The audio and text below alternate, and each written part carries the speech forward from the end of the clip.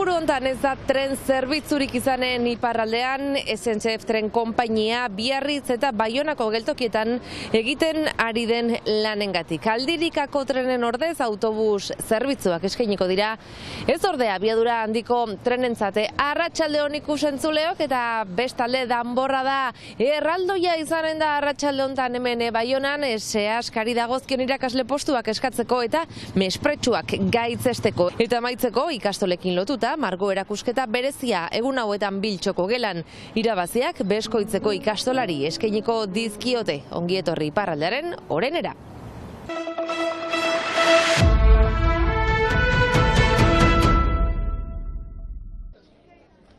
Gaur arratsaldeko 5:00 danborra da erraldoia deitu du Seaskak Baionan, Frantziako hezkuntza ministeritzak eman dizkien irakasleen dotazio berriak salatzeko.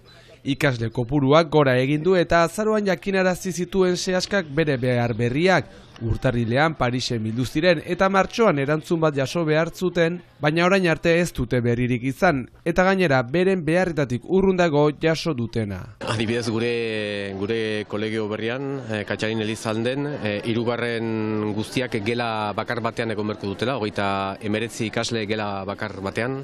Beraz, ez dakit hezkuntza ministeritzak nola pentsatzen duen irakasle batek kudeatzen alduela olako gela bat olako kopuruekin. Hala ere premiarik larrienak lehen hezkuntza dituzte eta lehen mailan hori ere ez, lehen mailan 0 postu, inklusiorako behar genituen irakasle berezituak ere ez, eta baraz kontutan izan behar da, frantses ministeritzat inklusioarentzat ematen duen indarra 0tik azpikoa dela, hor bigarren maila berriz etortzeko gure kolegiora egiten dutena da inklusioan diren ikasleak ez dituzte kondatzen, beraz ateratzen dituzte kopuruetatik eta hortako bada diferentzia hori. Ez dituzte kondatzen eta kopurua jausten dizkigute.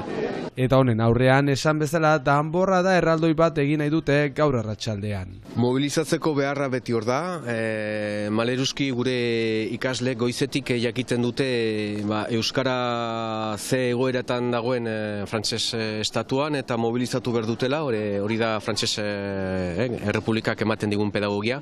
Eta bai, orduan eskatzen dugu Ipar Euskal Herriko gizarte osoari gurekin mobilizatzea euskararen alde eta euskarazko hezkuntza duin baten alde.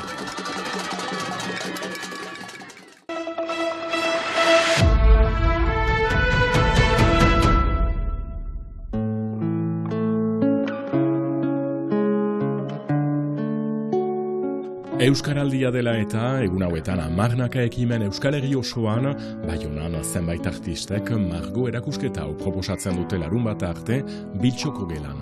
Irabaziak beskoitzeko ikastolari emanen dizkiote. Ikastolak emanen du beste izakera mota bat, ene ustez, herriari, beskoitzeri emanen dako, frango, zen eta bestenez frantsesen ari da dena. Ostatu bakarrak frantsesez egiten balin badute, dena frantsesen da.